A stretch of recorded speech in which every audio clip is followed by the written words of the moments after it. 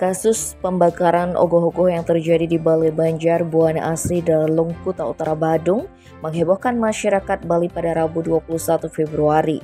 Merespon keresahan dari para anak muda, Polres Badung pun turun tangan untuk menindaklanjutinya.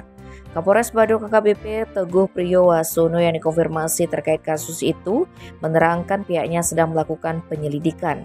Diharapkan pelaku dibalik perusakan karya seni patung ini dapat segera terungkap dan mempertanggungjawabkan perbuatannya. Sebelumnya ramai diberitakan ogoh-ogoh di Balai Banjar Buana Asri Dalung, Kuta Utara Badung dibakar oleh orang tak dikenal. Padahal seketrune-truni telah berusaha membuat ogoh-ogoh tersebut untuk menyambut Hari Raya Nyepi.